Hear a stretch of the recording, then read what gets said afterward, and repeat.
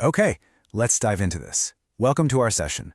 Today, we're basically going to act as your virtual clinical team to unpack, honestly, one of the most confusing and just flat-out exhausting dynamics you can face in your professional life.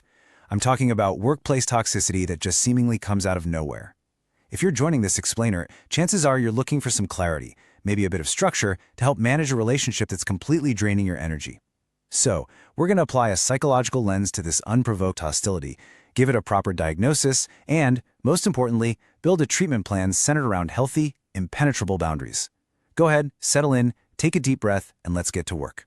Have you ever noticed someone who acts super cold or even hostile toward you, even though you've literally never had an argument with them? I want you to visualize a very specific scenario right now. Imagine a colleague, let's just call him the difficult colleague. You walk into the office break room, you offer a totally standard polite good morning, and boom, you're met with this completely icy stare, or maybe just a dismissive grunt. You immediately search your memory, right? You know you haven't crossed them. You definitely haven't taken credit for their work, and you haven't engaged in any conflict. And yet the hostility radiating off them is just palpable. It's a deeply frustrating reality because, frankly, it completely defies logic. It's like you're trying to solve a puzzle, but half the pieces are missing. And because you're a conscientious professional, your brain probably immediately jumps right into a cycle of self-blame. The immediate thought is usually, it feels like I've done something wrong. You start wondering, did my emails sound too blunt yesterday? Or, wait, did I interrupt them in the Tuesday meeting? This is the immediate and honestly a very natural emotional reaction. We try to find our own fault just to make sense of the chaos. But the paradigm shift that clinical psychology offers us here, it's absolutely liberating. The research clearly suggests that this behavior actually points entirely to their internal struggles, not yours. Seriously, you are simply the mirror they happen to be standing in front of. So, to protect your peace, we first need a clear diagnosis. Section 1. The diagnosis. Unmasking the secret hater. So the crucial point is really understanding the primary defense mechanism at work here, which is psychological projection. Now, this is a classic Freudian concept. It's essentially the habit of taking qualities that a person feels deeply uncomfortable about in themselves, their own flaws, their own deep-seated insecurities, and subconsciously assigning them to you. For example, imagine a colleague who feels secretly inadequate about their own skill level, or maybe their lack of career progression. Instead of facing that really painful inadequacy, their brain just protects their ego by projecting it outward. Suddenly, they decide that you're the one who is arrogant or thinks you're better than everyone. They hate the arrogance in themselves, but they actively attack it in you. Wild, right? And this brilliantly illustrates how projection actually plays out in the real world, say on a random Tuesday afternoon. We call this negative bias projection. Imagine a totally neutral action. You're just sitting quietly at your desk, hyper-focused on finishing a report. Completely neutral, right? But look at their hostile translation. Through their really distorted lens of their own internal stories and insecurities, they look at you staying quiet and they translate it as, oh, they're deliberately ignoring me. They think they're way too good to socialize. They are literally rewriting your reality in real time just to justify the hostility they already feel inside themselves. Now, at this point, you might be thinking, okay, sure, I understand they're projecting, but why did they pick me? Well, that brings us to the threat to self-esteem and why you specifically become the target. Let's move to this next concept and see how this builds, because there are three primary motives driving this bizarre behavior.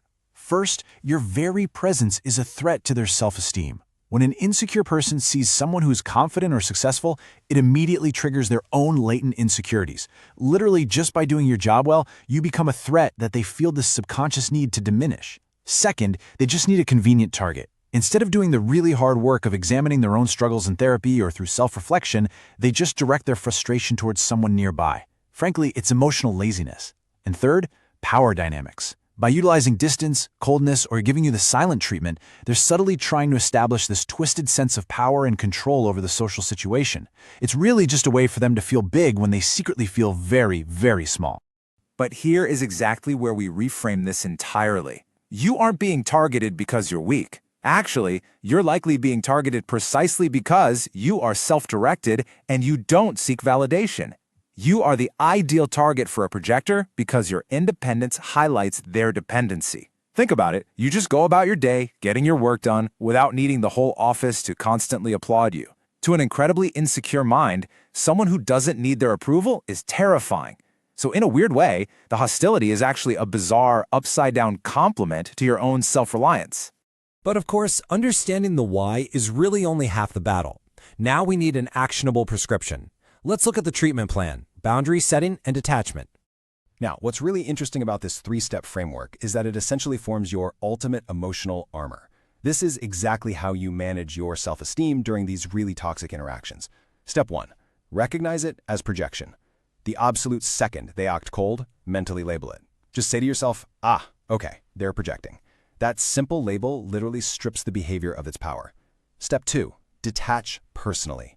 Now, this is the hardest but absolutely most vital step. You've got to visually and emotionally separate yourself from their internal struggles. Picture a thick glass wall right between you and them. Their hostility just bounces right off. You cannot fix them, and frankly, it is not your job to try. Step 3. Maintain your self-directed confidence. Whatever you do, do not shrink yourself to make them more comfortable. Just keep doing your excellent work.